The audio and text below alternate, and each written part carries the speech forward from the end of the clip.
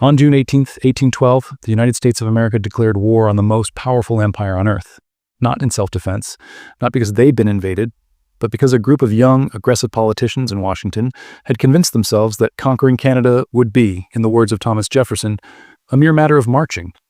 The plan was simple, almost embarrassingly so. Canada was defended by a handful of British troops and scattered militias. The United States had a population of 7.7 million compared to Canada's 500,000. American forces would sweep north in a coordinated invasion, capture Montreal and Quebec, and present Britain with a fait accompli. Canada would become American territory, Britain would be forced to negotiate, and the United States would double its size without the messy business of purchasing land from Napoleon. It would be quick, it would be easy, it would be glorious, except it wasn't. The invasion of Canada became one of the most catastrophic military failures in American history. American armies were defeated, captured, or forced to retreat in humiliating fashion. Detroit surrendered without firing a shot. Washington, D.C. was burned to the ground by British forces in retaliation. And after 3 years of fighting, not 1 inch of Canadian territory had been permanently annexed by the United States. The War of 1812 is sometimes called America's Second War of Independence, a romantic narrative about defending freedom against British aggression. But that's not what happened. The truth is far stranger, far more reckless, and far more revealing about the gap between American ambitions and American capabilities in the early 19th century. This is the story of why the United States invaded Canada in 1812. It's a story of delusional optimism, catastrophic intelligence failures, political manipulation, and a war that achieved none of its objectives but somehow got turned into a victory in the American historical imagination. This is the story of the war America forgot, because remembering it accurately would be too embarrassing. To understand why the United States invaded Canada, we need to understand what America was in 1812. Not the superpower it would become, not the continental nation stretching from ocean to ocean, but a weak, divided, barely unified collection of states that had only recently stopped being British colonies themselves. The United States in 1812 was only 36 years old as an independent nation. Many Americans alive in 1812 had been born as British subjects. The country was still figuring out basic questions about how it should be governed, what its borders should be, and whether it would even survive as a unified entity. The memory of the Revolutionary War was fresh, but so was the memory of how close that war had come to failure. The United States was also broke. The federal government had almost no money. There was no national bank after the first Bank of the United States charter expired in 1811. There was no professional standing army to speak of, just a few thousand regular soldiers scattered across frontier forts. The Navy consisted of a handful of frigates. In terms of military capability, the United States in 1812 was laughably unprepared for war with anyone, let alone the British Empire. But there was something else, something harder to quantify but enormously important. American expansionism was becoming a core part of national identity. The idea of manifest destiny, though not yet called that, was already taking root. Americans looked at the vast territories to the west and north and saw empty land waiting to be claimed. Never mind that native peoples lived there. Never mind that other countries claimed sovereignty. In the American imagination, expansion was natural, inevitable, and righteous. Canada represented the most tempting target for this expansion. It was close. It was theoretically vulnerable. And most importantly, many Americans genuinely believed that Canadians wanted to be liberated from British rule and would welcome American invasion as freedom fighters rather than conquerors. This belief was based on almost nothing. There was no significant pro-American movement in Canada, but American politicians had convinced themselves that it existed, and this delusion would have catastrophic consequences. But here's what makes the War of 1812 truly bizarre. The United States didn't invade Canada because of Canada. They invaded Canada to hurt Britain, and the reasons they wanted to hurt Britain had almost nothing to do with North America.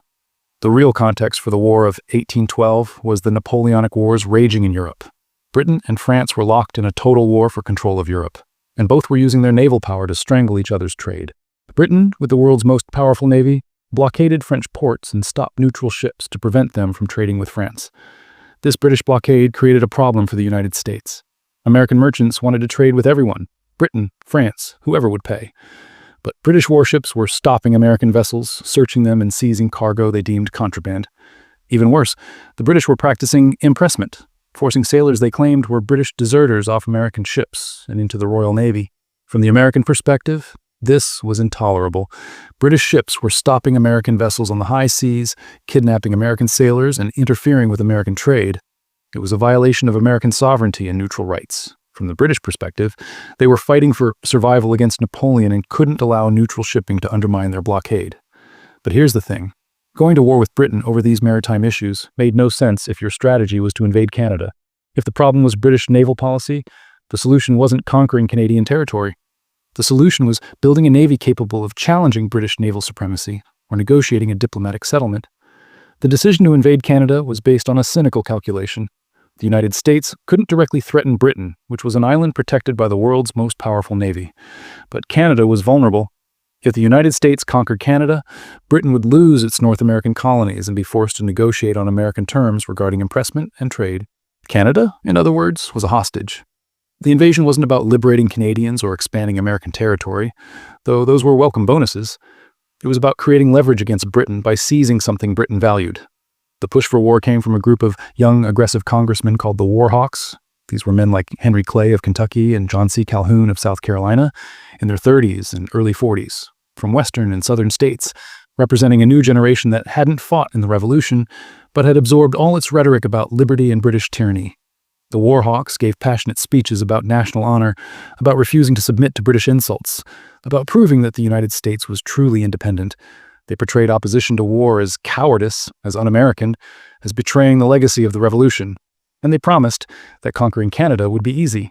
Henry Clay famously claimed that the militia of Kentucky alone are competent to place Montreal and Upper Canada at your feet. John C. Calhoun declared that Canada would fall in 4 weeks. Thomas Jefferson, the former president and elder statesman, wrote that acquiring Canada was a mere matter of marching. This wasn't just optimism. This was delusional. None of these men had realistic intelligence about Canadian defenses, British military capability, or the likelihood that Canadians would support an American invasion. They were making military predictions based on wishful thinking and nationalist fervor. The opposition to war came primarily from New England, the Federalist Party, and older politicians who remembered how difficult the Revolutionary War had actually been. They pointed out that the United States had no army, no money, no realistic plan for conquering and holding Canadian territory. They argued that war with Britain would devastate American trade, bankrupt the government, and potentially lead to New England seceding from the Union. But the War Hawks had momentum, public opinion, and control of Congress. On June 18, 1812, by a vote of 79 out of 49 in the House and 1913 in the Senate, Congress declared war on Britain. It was the closest vote on a declaration of war in American history, reflecting how divided the country was. But the decision was made. America was going to war, and the invasion of Canada was about to begin. The American war plan for conquering Canada was developed by men who had never fought a war and didn't understand military logistics. It showed. The plan called for a three-pronged invasion. First, American forces would attack across the Detroit River, capturing Upper Canada, modern-day Ontario. Second, an army would cross the Niagara River and capture the Niagara Peninsula.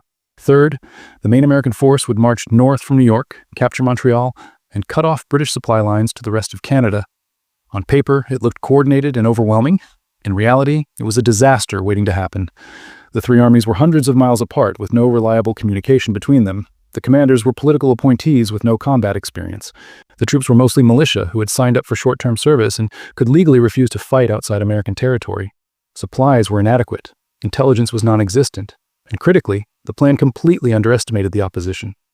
The Americans assumed that Canada was defended only by a small British garrison, and that Canadian militia would be useless. They were wrong on both counts. The British commander in Canada was Major General Isaac Brock, a professional soldier who had been preparing for an American invasion for years. Brock understood that his forces were outnumbered, but he also understood something the Americans didn't: the terrain, the logistics, and the psychology of frontier warfare. Brock formed an alliance with Tecumseh, the Shawnee leader who had been organizing a confederacy of native tribes to resist American expansion. Tecumseh brought thousands of native warriors who knew the terrain, understood guerrilla warfare, and had every reason to fight against American invasion. From Tecumseh's perspective, this wasn't a war between empires. This was a fight for survival. If the Americans conquered Canada, native lands would be next. The combination of British regular troops, Canadian militia, who were actually defending their homes, and native warriors created a force far more effective than the Americans anticipated. And that force was about to humiliate the United States. The first major American offensive began in July 1812 when Brigadier General William Hull led an army of about 2,000 men across the Detroit River into Canada. For a few weeks, it looked like the optimists might be right. Hull's forces occupied Canadian territory without significant resistance. The invasion was underway. Then everything fell apart. Isaac Brock, moving with decisive speed, gathered a force of about 300 men, British regulars, Canadian militia, and Tecumseh's warriors, and marched to confront Hull. Brock understood psychology. He dressed his militia in red coats to make Hull think they were regular British soldiers. He had Tecumseh's warriors march through a clearing multiple times to make Hull overestimate their numbers. And he sent Hull a message warning that once fighting began, he couldn't control the native warriors and couldn't guarantee the safety of American civilians. This was psychological warfare at its finest. Hull, who was elderly, inexperienced, and increasingly terrified, panicked. He retreated back across the river to Detroit. Brock followed. On August 16, 1812, without firing a shot, William Hull surrendered Detroit and his entire army to a force half his size. Let that sink in. The first major American offensive of the war ended with an American general surrendering an American fort on American soil without resistance. It was a humiliation beyond anything the Warhawks had imagined. And it was just the beginning. The Niagara campaign went no better. American forces did manage to cross the Niagara River and fight the Battle of Queenston Heights in October 1812. They killed Isaac Brock, giving the British their first and greatest martyr of the war. But the American militia on the American side of the river refused to cross to support the invasion, arguing that they had signed up to defend America, not invade Canada. The American forces in Canada were defeated and captured. The Montreal campaign never even happened. The general assigned to lead it, Henry Dearborn, marched his army to the Canadian border where his militia informed him they wouldn't cross into Canada. Dearborn returned to camp and accomplished nothing. By the end of 1812, 6 months into the war, the United States had launched 3 major invasions of Canada. All 3 had failed. Not only had America failed to conquer any Canadian territory, it had actually lost American territory. Detroit was in British hands. The invasion had backfired so completely that British forces and their native allies now controlled parts of Michigan and were threatening Ohio. The failure to conquer Canada forced the United States to confront an uncomfortable reality. This was going to be a long, difficult war, and Britain was about to make it much worse. In 1814, Napoleon was defeated in Europe. Suddenly, Britain could turn its full attention and military resources to North America. Tens of thousands of battle-hardened British troops, veterans of the Peninsular War against France, were shipped across the Atlantic. The game had changed. America was no longer fighting a distracted empire, it was fighting the full weight of British military power. The British strategy was punitive. Since the Americans had invaded Canada, the British would invade America. British forces raided the Chesapeake Bay, burning towns and plantations along the coast. In August 1814, a British army marched on Washington, D.C., defeated the American militia defending the capital at the Battle of Bladensburg, and burned the city. The burning of Washington was a deliberate act of revenge. The Americans had burned York, modern-day Toronto, during one of their raids into Canada in 1813. So the British burned Washington, including the Capitol building and the White House. President Madison had to flee the capital. Dolly Madison famously saved a portrait of George Washington before escaping. It was a national humiliation. The British then moved on Baltimore, but were repulsed at Fort McHenry in the battle that inspired Francis Scott Key to write The Star-Spangled Banner. The fact that Americans turned a defensive victory after their capital had been burned into a national anthem tells you everything about how desperate they were to find something, anything, to celebrate about this war.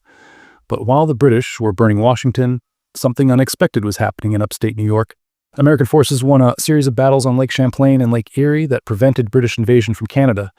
These victories didn't conquer any Canadian territory, but they did prevent Britain from conquering American territory. The war had reached a stalemate. Both sides were exhausted.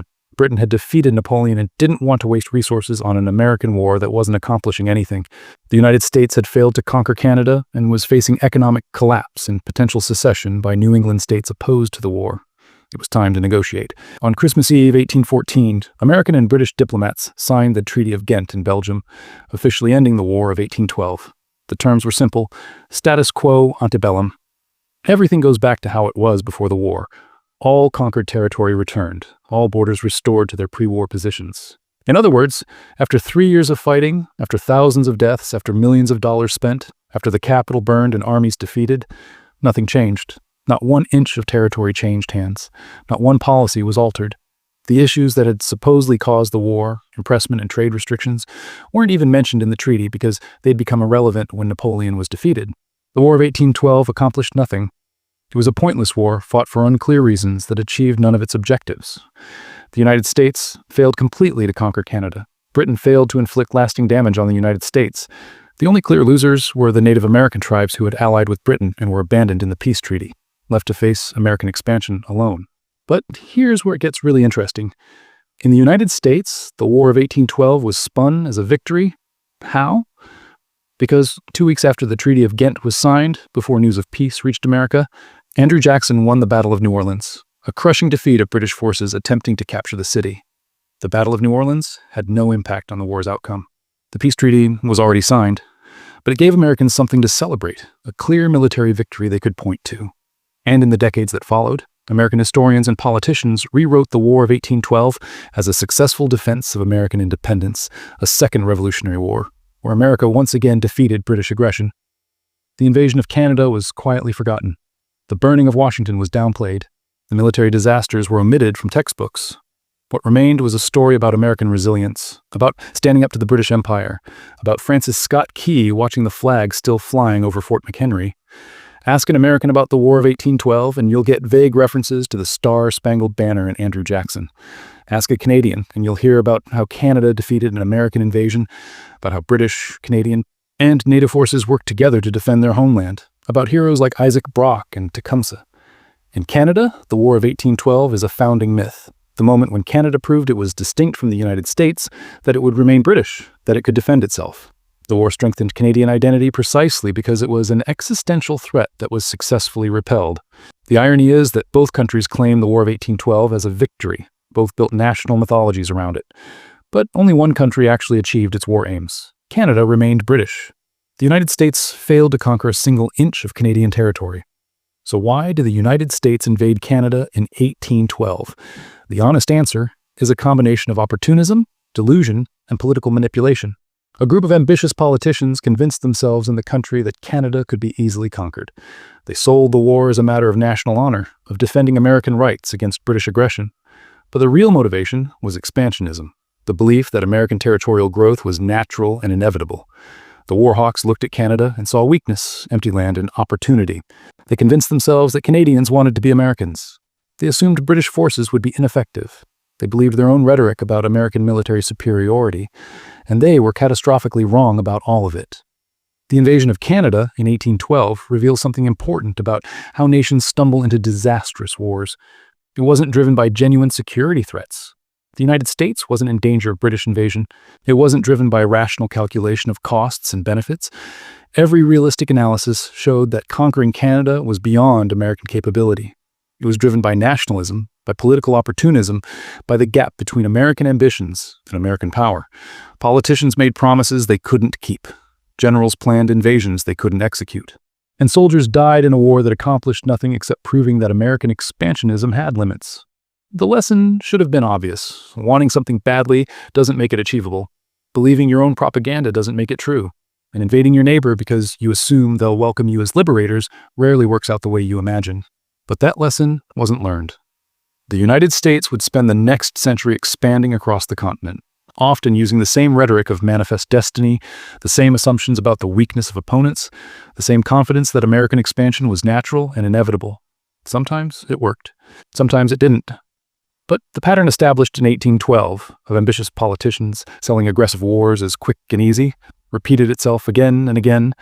The War of 1812 was supposed to be a mere matter of marching. It turned into a 3-year disaster that accomplished nothing, killed thousands, bankrupted the government, nearly broke apart the Union, and had to be spun as a victory to avoid admitting what a catastrophic mistake it had been. The United States invaded Canada because it could, or thought it could, because Canada was there and seemed vulnerable, because expansion felt like destiny. The invasion failed because reality doesn't care about your assumptions, because wars are easier to start than to finish, because the people you're trying to conquer might have their own ideas about their future. Canada remained British. The United States remained American. The border stayed where it was. And the War of 1812 became the war both countries remember completely differently, a war America forgot it lost, and Canada remembers as the invasion it defeated. The truth, as always, is more complicated and less flattering to everyone involved. The real question the War of 1812 poses isn't why America invaded Canada. It's why nations keep convincing themselves that wars will be quick, easy, and successful when history repeatedly proves otherwise. America learned that lesson in 1812, or thought it did. But the same pattern, the same overconfidence, the same gap between political promises and military reality would repeat itself in Mexico, in the Philippines, in Vietnam, in Iraq. Some lessons, it seems, every generation has to learn for themselves. The invasion of Canada in 1812 was America's first modern lesson in the gap between ambition and capability. It wouldn't be the last.